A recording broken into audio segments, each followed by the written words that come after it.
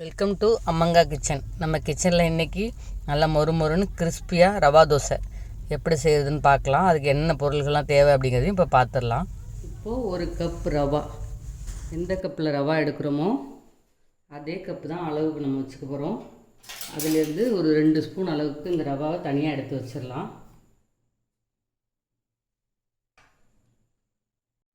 இப்போது அரை கப் மைதா,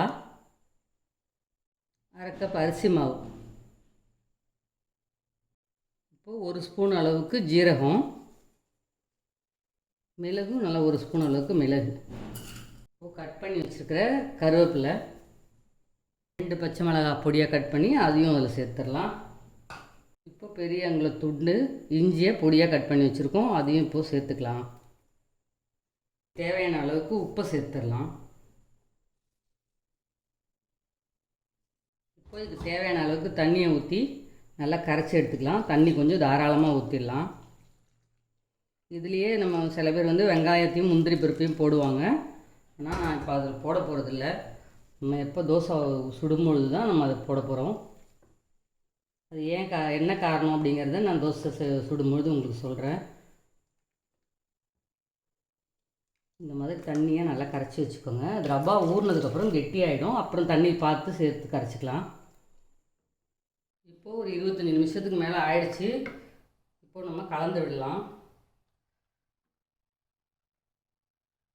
இப்போ நம்ம ஒரு 2 ஸ்பூன் ரவை எடுத்து வச்சோம் இல்லையா, அதை இப்போ சேர்த்துக்கலாம். ஏன் இப்போ சேர்க்குறோம் அப்படின்னா, அந்த ரவை ஊறி இருக்கும். இந்த ரவை சேர்க்கும்போது ஒரு கிறிஸ்பியாக சூப்பராக வரும் இந்த ரவை தோசை. அதனால் இப்போ தண்ணி பார்த்து சேர்த்துக்கோங்க. தண்ணி எவ்வளோ தேவைன்னா அதுக்கு இந்த மாதிரி சேர்த்துக்கோங்க. இப்போ தண்ணி தேவை, அதனால் சேர்த்துக்கிறேன். தண்ணி நல்ல நீர்க்க இருந்தால் தான் தோசை நல்லா வரும்.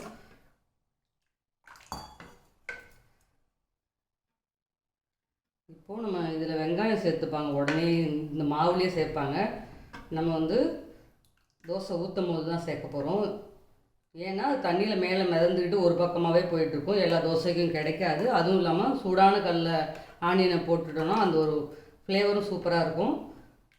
அது மாதிரி முந்திரி பருப்பையும் இதிலே போட்டு கரைச்சி வச்சுருவாங்க. அப்படி பண்ணோன்னா முந்திரி பருப்பு இந்த 20 நிமிஷத்தில் ஊறி போயிடும். நம்ம தோசைக்கல்லில் போட்டு அதுக்கப்புறம் இந்த நம்ம ஊற்றினோன்னா முந்திரி பருப்பும் நல்லா மொறுன்னு இருக்கும். நல்லா ஊறி போகாமல் பொதுன்னு இல்லாமல் நம்ம ரவா தோசையில் மொறுன்னு கடிப்படுறதுக்கு நல்லா டேஸ்ட்டாகவும் இருக்கும். அதனால் நல்லா கரைஞ்சிருச்சு. இன்னும் கூட கொஞ்சம் தண்ணி ஊற்றிக்கலாம். அவ்வளோதான். நம்ம இன்னும் கல்லை சூடு ஏற்றிட்டு இந்த தோசையை ஊற்ற ஆரம்பிச்சிடலாம். கல் நல்லா சூடு ஏற்றிச்சு. நம்ம இப்போது கொஞ்சமாக ஆனியனை தூவிக்கலாம். முந்திரி பருப்பு தூவிக்கலாம்.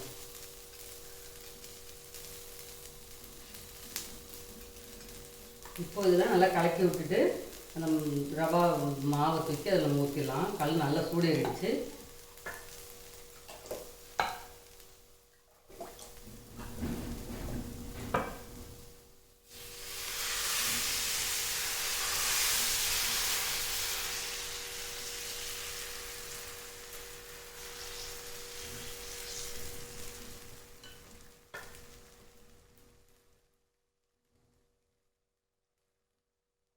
தோசை ஊற்றின உடனே எண்ணெய் ஊற்றிடாதீங்க. அந்த மேலே அந்த ஈரம் பூரா ட்ரை ஆகணும். அது வரைக்கும் வெயிட் பண்ணிவிட்டு அப்புறம் தான் எண்ணெய் ஊற்றணும். இல்லாட்டினா தோசை முருகலாக வராது, ஒரு மாதிரி சாஃப்டாகவே ஆகிடும். நல்ல இந்த ஈரம்லாம் போயிட்டு ட்ரையாக ஆகணும். அதுக்கப்புறம் தான் நம்ம எண்ணெய் சேர்க்கணும். ஈரம்லாம் போயிடுச்சு. இதுக்கப்புறம் நம்ம எண்ணெய் சேர்த்துக்கலாம்.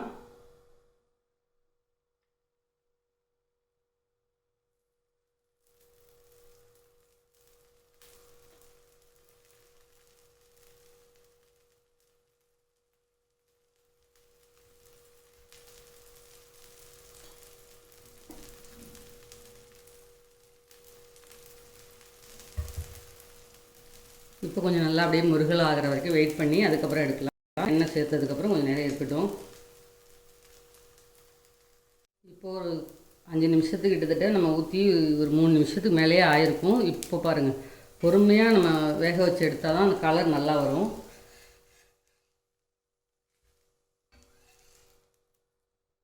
பாருங்கள், சூப்பராக ரவா தோசை வந்துருச்சு பாருங்கள்.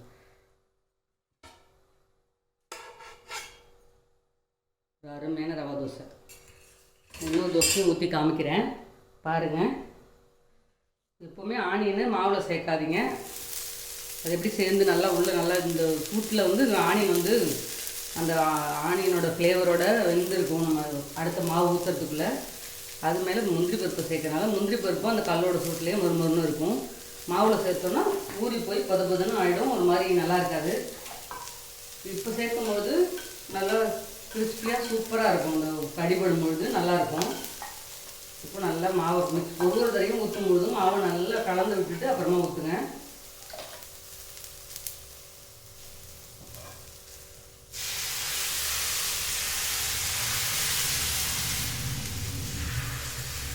இது ஒன்றும் பெரிய வேலையே இல்லைங்க. கொஞ்சம் நம்ம பொறுமையாக ஊற்றினோன்னா வந்துடும்.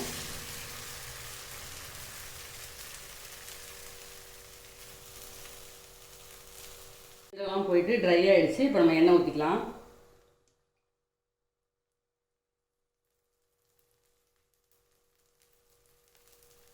நம்ம தோசை திருப்பியில் வச்சு ஊற்றும் பொழுது எண்ணெய் நமக்கு கொஞ்சம் ஈவனாக வரும். நிறைய அப்படியே சாய்ச்சோம்னா கடகடன்னு ஊற்றிடும்ல, அதனால் கொஞ்சமாக ஊற்றுறதுக்காக தான் இந்த தோசை திருப்பியில் ஊற்றிட்டு அதுக்கப்புறம் அப்படியே சேர்த்துக்கலாம். இது இன்னும் கொஞ்சம் நேரம் வேகட்டும். வெந்தால் அப்படியே ஈஸியாக பிரட்டி எடுத்துடலாம். இப்போ பாருங்கள் நல்லா வெந்துருச்சு. இதுக்கப்புறம் நம்ம அதை எடுத்துடலாம். ஒரு சூப்பராக மொறுமொறுன்னு ரவா தோசை அருமையாக ரெடி ஆகிடுச்சு.